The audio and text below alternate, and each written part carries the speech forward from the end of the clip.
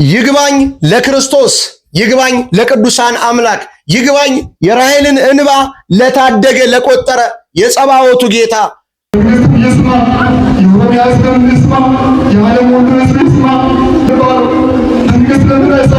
በዚህ ልክ ማስመሰሉ ግን ለምን አስፈለገ?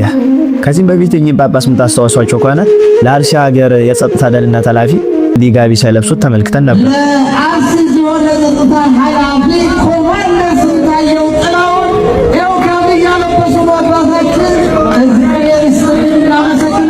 እንዲህ ጥሩ ነው የሰራችሁት ብለው ከሸለሟቸው በኋላ ደግሞ ዛሬ ምዕመናን ደግሞ ሲጨፈጨፉ ለምን መንግስት አልጠበቀንም? ለምንድን ነው ማን ተጠበቀው ብለው ደግሞ በዚህ ልክ እያስመሰሉ ሲያለቅሱ እንመለከታለን። አቤቱ የሆነብን አስብ እግዚአብሔር። ሰላም እግዚአብሔር ቤተሰቦች፣ እናታችን የቅድስት ድንግል ማርያም ወዳጆች እንደምቆያችሁ እንደምስከዛ ያደረሳችሁ እኔ አለው እግዚአብሔር ይመስገን። ለዛሬ ያዘጋጀሁላችሁ ቪዲዮ እጅግ በጣም ልብ ሰባሪ እጅግ በጣም የሚያሳዝን አርሲ ኦርቶዶክሳውያን በየቀኑ በየጊዜው ነውና የሚገደሉት 10 ነበሩ። ከ10 ወደ 13 ከ13 ደግሞ ወደ 40 ከ40 በላይ ሆነዋልና እንዲህ የወጡት መረጃዎች ናቸውና 10 13 40 የሚሉት ከዛም በላይ ኦርቶዶክሳውያን ተገለዋልና ቤተክርስቲያን ሳይቀር ተቃጥሏልና እጅግ በጣም የሚያሳዝን ነው። ምርጫ ነበረ። ምርጫም ላይ ደግሞ የተሰራባቸው ድራማ አለና እሱን ሁሉ እንመለከታለን። የአርሲ ሀገረ ስብከት አስተዳዳሪ ደግሞ አቡነ ኤልሳ ያወጡት መረጃ አለና እሳቸው ግን ከዚህ በፊት ምን እንዳደረጉ የአርሲ ኦርቶዶክሳውያን ግድያ ዛሬ ላይ አይደለም እና የጀመረው ምን እንዳደረጉ ተከታትለን እንመለሳለን። ይህ ቪዲዮ ለብዙ ሰዎች አይዳረስም። እንደዚህ አይነት ቪዲዮ ብዙ ሰዎች ስልችት ብሏቸዋልና ለብዙ ሰዎች እንዲዳረስ ደግሞ ላይክ እና ሼር እያደረጋችሁ ሐሳባችሁን ኮሜንት ላይ የጻፋችሁ ኦርቶዶክሳውያን ለብዙ ሰዎች አዳርሱ። ሌላ ነገር ማድረግ ባንችል እንኳን ለአርሲ ኦርቶዶክሳውያን ድምጽ እንሆናቸው። ቀጥታ ወደ ቪዲዮ እንለፍ። በዚህ ልክ ማስመሰሉ ግን ለምን አስፈለገ? ከዚህም በፊት እኚህ ጳጳስ የምታስታውሷቸው ከሆነ ለአርሲ ሀገር የጸጥታ ደህንነት ኃላፊ ምንም አይነት መልስ ሳይመልስ ምዕመኖቹን ሳይጠብቅ እንደዛ ምዕመናን ከታረዱ በኋላ ማን እንዳረዳቸው እንኳን ሳይታወቅ መፍትሄ ሳይሰጥ እኛ አባት የቤተ ክርስቲያን አውደ ምሕረት ላይ የጸጥታ ደህንነት ኃላፊውን እንዲህ ጋቢ ሳይለብሱት ተመልክተን ነበር።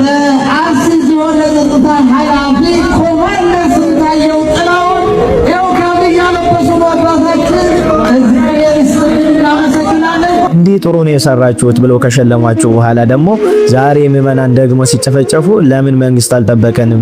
ለምንድን ነው ማን ተጠበቀው ብለው ደግሞ በዚህ ልክ እያስመሰሉ ሲያለቅሱ እንመለከታለን።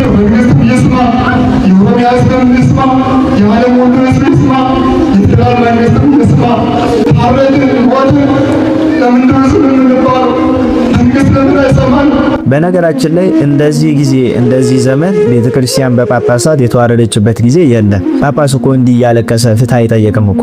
ብዙ የሚታዘዙት በሚሊዮን የሚቆጠሩ እኮ ህዝቦች እኮ አሉት፣ ልጆች እኮ አሉት። እነዚህ ልጆቹን ራሳችሁን ጠብቁ፣ አደራጅታችሁ እንዲህ ሊያደርጋችሁ የሚመጣውን በመጣበት መንገድ መልሱት ብሎ ቢያውጅ እኮ አንድ ቀን አይደለም አንድ ደቂቃ አይቆይም የጽንፈኛ ኃይል ማለት ነው። ስለዚህ ከሚያርዱን ጋራ እኩል እያሳረዳችሁን ያላችሁት ጳጳሳት መሆናችሁን መረዳት አለባችሁ። ጳጳስ ምን እንደሆነ እኮ እናውቃለን። በእነ ቅዱስ ዮሐንስ አፈወርቅ እኮ ጵጵስና በደንብ እኮ ተተርኮልናል። ቅዱስ ዮሐንስ አፈወርቅ እኮ ለአንዲት ደሃ ሴት መበለት ብሎ መሬቷን ንግስት ብትቀማባት ለምን የዛች ደሃ መበለት መሬት ይቀማል ብሎ ንግስቲቱን ያወገዘ ይታያችሁ። ለመሬት ብሎ ለአንዲት ደሃ መበለት ብሎ ንግስቲቱን ያወገዘ ከቅዱስ ሥጋ ከክቡር ደሙ እንዳትሳተፍ ያደረገና በዚህ ምክንያት ስቃይን ሳይፈራ ለአንዲት መበለት ያ ትልቅ ፓትርያርክ በብዙ ሀገር ተሰዶ በስቃይ ነው ያረፈ። አሁን ግን ምዕመናን ለምን መሬት ይቀማባቸዋል፣ ለምን ይወረስባቸዋል እያልን ሲሆን ለምን ምዕመናን በሀገራቸው ላይ ይጨፈጨፋሉ፣ ይሞታሉ ብሎ የሚጠይቅ ጳጳስ እንኳን ጠፍቷል። ስለዚህ ብትችሉ አሁን ያላችሁ ምዕመናን ሊያርዳችሁና ሊገላችሁን የመጣን ጠላት ዝም ብላችሁ እጃችሁን አጣጥፋችሁ አትመልከቱ። በሃይማኖት በሀገር ምክንያት ሊገል ሊያጠፋን የመጣን ጠላት መግደልና ማጥፋት በምንም አይነት መመዘኛ በህግም ቢሆን በሃይማኖትም ጽድቅ እንጂ ኩነኔ ሆኖ አያውቅም። ካንተ ውስጥ የሚፈሰው ደም ጠላት ውስጥም ያለ ነው። ታጥቀ ራስን አደራጅተህ ብትጠብቅ ይፈራሃል፣ ሊነካም አይችልም። ስለዚህ ሁላችንም ዳር ከምንል እንደዚህ ፍትህ እንደዚህ ሆነ አረባቶች ደረሱልን እያልን ከምናስመስል እውነታውን እንደዚህ በግልጽ ተነጋግረን ምዕመናን ራሳቸውን አደራጅተው እንዲጠብቁና የመጣውን ጠላት በመጣበት መንገድ እንዲመልሱ የሞራልና የስነ ልቦና ትምህርት ልንሰጣቸው ይገባል። ያለቀሳችሁ ህዝቡን ለፍሱ ሱስ አታድርጉት። ምዕመኑ ጀግና ነው። ምዕመኑ ራሱን መጠበቅና ራሱን አደራጅቶ ይህን ጠላት መመከት አያቅተው። ስለዚህ አሁን ስለምንም ፖለቲካ አይደለም የምናወራው፣ ግን ስለሚታረዱ ክርስቲያኖች ራሳችንን አደራጅተን ቤተክርስቲያናችንን ከነዚህ ጽንፈኛ ኃይሎች መጠበቅ እንዳለብን መልእክት ለማስተላለፍ ያለው ይቆያል። እንግዲህ ተከታትለን እንደተመለስ ነው አርሲ ኦርቶዶክሳውያን ሲገደሉ ንብረቶቻቸው ሲጋይ ሲወድም ዛሬ ላይ ደግሞ ቤተክርስቲያናቸው ሳይቀር ተቃጥሏልና እነዚህ ኦርቶዶክሳውያን ሲቃጠሉ ዝም ብለው እንደዛ ላደረገው ሰው ግን እንደዚህ ሲሸልሙ አይተናልና የማስመሰል ህይወት ላይ ነን እና ያለነው። አባቶች ለምን ዝም ይላሉ? አባቶች ለምንድነው ወጥተው የማያናገሩት? ለምንድነው ድምጽ የማይሆኑት? ለምንድነው የሆነ ነገር የማያደርጉልን የምንለው? እኛ ነንና ዝም ብለን እርስ በርሳችን መደራጀት የሆነ ነገር ማድረግ አለብን እንጂ ከአባቶች መጠበቅ የለብንም። ከትናንትና ወዲያ ምርጫው ሰሞን ላይ እንዳለ ጠቅላላ እናም ደግሞ ትናንትና ማታ የተገደሉ አርሲ ኦርቶዶክሳውያን እጅግ በጣም በርካታ ከ40 በላይ ኦርቶዶክሳውያን ተገለዋልና የቅዱስ ገብርኤል ቤተክርስቲያንን እስከ ማቃጠል ደረጃ ደርሰዋልና እዛ ላይ ደግሞ አሁንም መግለጫ የሰጡት አቡነ ኤልሳ ናቸውና የእሳቸውን መግለጫ ደግሞ ሰምተን እንመለስ። በምስራቅ አርሲ ዛሬም የተገደሉትን ምዕመናን ስም ዝርዝር ልንገራችሁ። ሁላችሁም ይሄንን መረጃ 5 ጊዜ ኮፒ ሊንክ አድርጉት።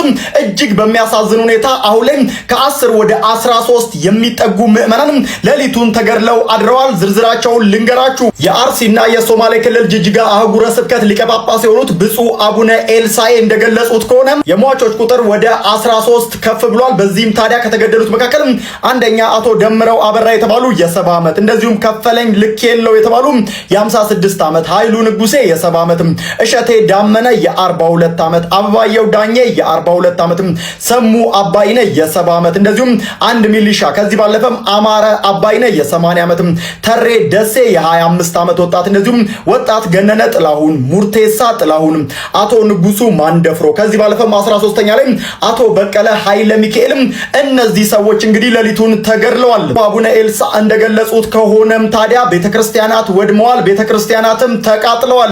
አቡነ ኤልሳ ናቸውና ይሄንን መረጃ ያጋሩት። ከእሳቸው በፊት ግን ብዙዎች አጋርተዋልና ከዛ ላይ ወስደው እሳቸው አጋሩ። ነገር ግን አባቶችም ቢሆኑ እንደኔ ከጎናችን አይደሉም። ዝም ብለን ነው ለአርሲ ኦርቶዶክሳውያን ፍትህ አባቶች ድምጽ ይስጡን፣ አባቶች የሆነ ነገር ያድርጉልን የምንለው እኛ ዝም ብለን በየዋህነት ነው የሚመስለን። መንግስትም ቢሆን የራሱ የሚያውቀው ነገር አለ።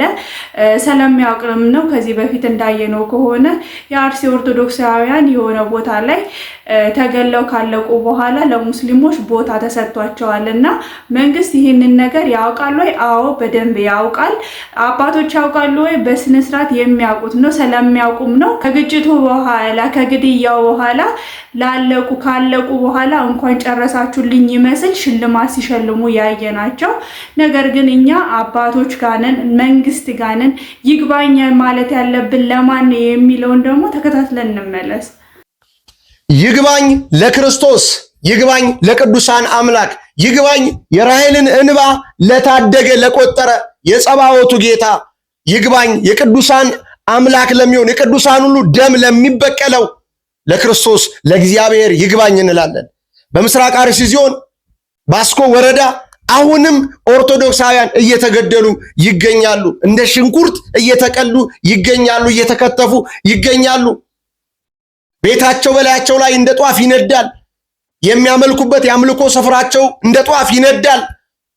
ጠላት አሁንም በየጊዜው አቅሙን እያጎለበተ በየጫካው ሾተልና ሰይፍ ነፍጥ አንግቦ ሰይፍ ታጥቆ ንጹሃን ዜጎችን ለሚገድለው ለነዛ ደም ለሚያፈሱት አምላካችን እግዚአብሔር ወደ እግዚአብሔር እንጮሃለን። ይግባኝ የምንለው ለክርስቶስ ነው። ዓመቱን ሙሉ ጮሆናል፣ ወሩን ሙሉ ጮሆናል።